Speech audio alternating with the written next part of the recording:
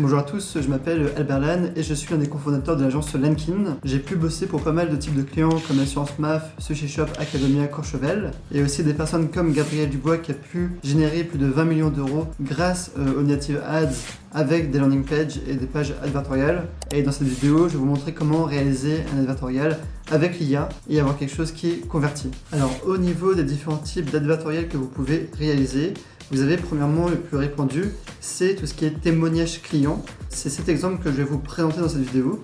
Sinon, vous avez d'autres types d'advertorial qui est adapté en fonction de ce que vous faites, comme par exemple des conseils utiles, style article de blog, ou alors des articles de blog plus orientés pseudo-scientifiques, type révélation. Vous avez aussi beaucoup de fausses interviews, style article média. Il y a aussi quelque chose qui est un peu plus rare, c'est tout ce qui est un peu forum plus discussion. Par exemple, discussion entre mamans sur les solutions anticoliques pour les enfants. C'est quelque chose qui marche aussi très bien. Et enfin, autre chose qui marche très bien, c'est les comparateurs et les top 10. Donc voilà au niveau de différents types de formats que vous pouvez tester en advertorial. Alors, qu'est-ce que c'est qu'un advertorial? C'est assez simple. Si vous voulez voir des exemples d'advertorial, il suffit d'aller par exemple sur MSN. Et là, ici, par exemple, on va pouvoir avoir des advertorials ou alors des publi-reportages. Ça porte les deux noms. Alors ici, du coup, on a un publi-reportage style article de blog. Pourquoi pas? Il est pas mal. Il faudrait passer un peu de temps pour le lire. Au niveau de la structure, a priori, c'est plutôt problème, d'accord, solution. Ça m'a l'air de mettre en avant un problème et une solution.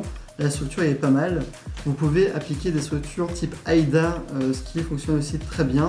Ou alors voilà quelque chose de plus simple qui est problème-solution. Voilà, ça c'est quelque chose qui fonctionne très bien. Dans mon cas de figure, je vais faire un advertorial pour ce produit-là. C'est l'été, c'est une bouée en fait, un siège bouée et ça fonctionne plutôt bien.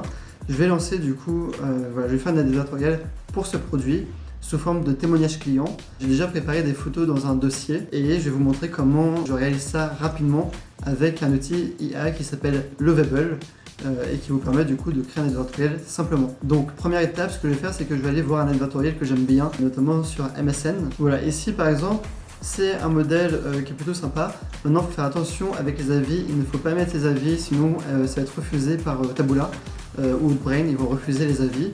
Ce que vous pouvez faire, c'est c'est cacher les avis et ensuite les afficher une fois que la landing page sera acceptée par Taboola. Alors moi, c'est quelque chose que je ne vous recommande pas forcément d'avoir des avis ici. Ce qui est intéressant, c'est plutôt d'avoir ce sticky produit qui est là, qui fonctionne plutôt bien.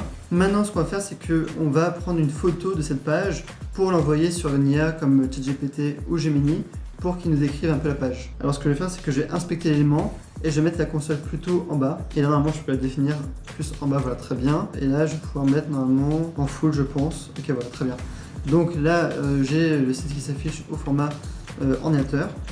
Ici, je vais pouvoir cliquer sur les trois petits points qui sont en bas à droite. Run commande. Là, je vais écrire screenshot. Et je vais pouvoir sélectionner Capture Full Size Screenshot. Aussitôt, ça va permettre de faire un screenshot et ça va l'enregistrer directement voilà, en pièce jointe. On peut cliquer pour vérifier l'image. Voilà, donc parfait, c'est exactement ce qu'on avait besoin. On a des informations intéressantes comme ici, voilà, ça c'est plutôt bien. Il nous manque par contre le footer et ici on a un élément qui ne devrait pas être là. Là maintenant ce qu'on va faire c'est qu'on va importer du coup d'autres exemples de landing page. Et ici par exemple je vais mettre un prompt disant d'analyser l'advertorial visible en pièce jointe et de me décrire cette page avec précision. Voilà, notamment la partie design. Et je dis bien que j'aimerais faire un design similaire dans le Lovable et que j'aurais besoin du prompt. Voilà. Là, je lui donne un peu plus de contexte avec un objectif. Je lui donne aussi une structure que j'attends. Et enfin, le footer pour la partie advertorial. Là, grâce à ça, il va pouvoir me générer directement un prompt que je pourrais directement envoyer dans le Lovable. Là, il a bel et bien compris ce que je voulais, c'est super. Là, ici, on peut aussi rajouter par exemple le produit. Alors maintenant qu'on a notre prompt sur le Lovable, je vais aussi joindre la photo d'exemple. Et je vais pouvoir lui envoyer tout ça. Je lui indique bien que voilà, il y a bien un exemple et maintenant il va commencer à bosser sur voilà, mon advertorial. Là on voit qu'il est en train de réfléchir. Alors du coup voilà ce qu'il nous a généré. Là il nous a généré des blocs en plus que je veux pas forcément. Ici il nous a bien repris les informations par rapport à l'autrice. Donc c'est quand même plutôt bien. Là ce que je vais faire c'est que je vais lui dire du coup maintenant de rajouter un peu mon produit sur la droite. Je mets l'image de mon produit.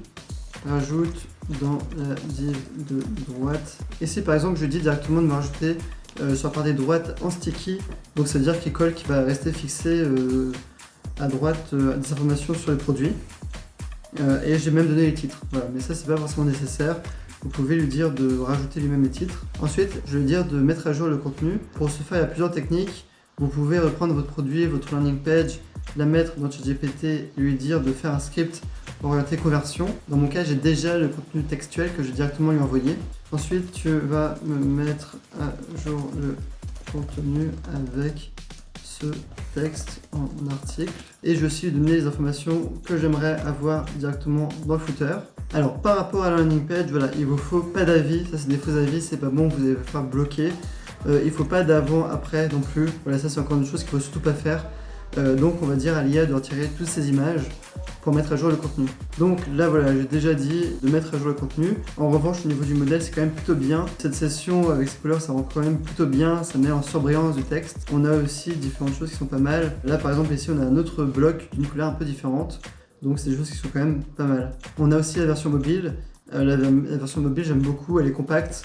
On a directement les informations importantes, on a peu de distractions. Et là on a même des blocs qui mettent en avant les différentes couleurs. Donc pour une démo de test, c'est quand même très bien pour une V1. On peut avoir quelque chose d'assez propre rapidement. Alors voilà à quoi ça ressemble un peu ce qui m'a généré. D'accord, là c'est quand même plutôt bien. Et là aussi on a un bloc très joli. Enfin par rapport au footer, ça c'est un truc qui est assez important. Donc voilà au niveau de ce qui nous a généré avec les nouveaux textes. C'est quand même pas mal. Juste je suis pas très fan un peu de cette mise en page. Maintenant je vais dire plusieurs modifications. Première chose, alors là la page est déjà très bien. Moi dans mon cas j'ai des photos, je vais rajouter les photos. Je vais aussi vous montrer par l'occasion comment modifier un peu le contenu directement avec les commandes et pouvoir indiquer à l'IA quel bloc on veut modifier ou non. Par exemple, première chose, je vais lui dire, bon bah voilà, j'aimerais que cette image là, et bon en fait, il la mette directement sur la droite, ici. Voilà, ici par exemple, je vais faire ça comme ça. Très bien. Donc là, je peux même lui donner un contexte. Tu es un expert en dev front et tu vois, tu es un expert en dev front, très bien. Modification à faire sur l'advertorial. Déplace la photo principale dans le CTA. Photo dans la session sticky. Là, ensuite, je vais dire tout simplement de rajouter une photo que j'ai juste en dessous de ce titre. C'est simple, je peux tout simplement reprendre un peu le nom de la photo, l'importer, ouvrir et lui dire rajoute la photo comme ceci, d'accord. En dessous de j'ai rajouté très bien 4. Et là, je vais comme ça lui dire un peu au fur et à mesure de me rajouter les photos que j'ai envie.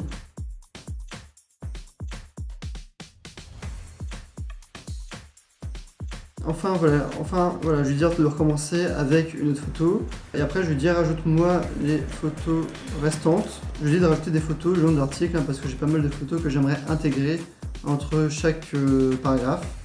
Donc voilà, j'ouvre les photos, ouvrir.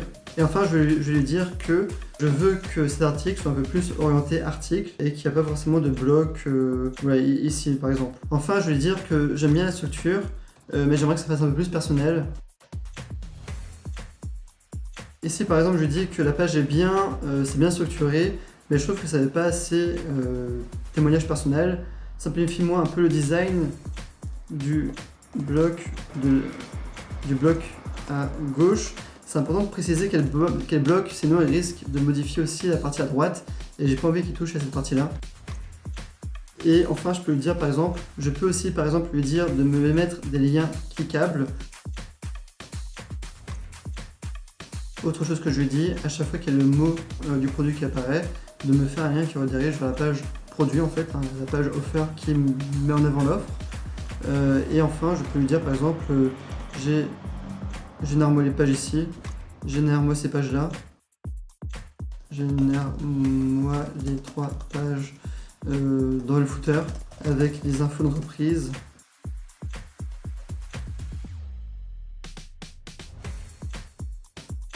Avec voilà par exemple des informations.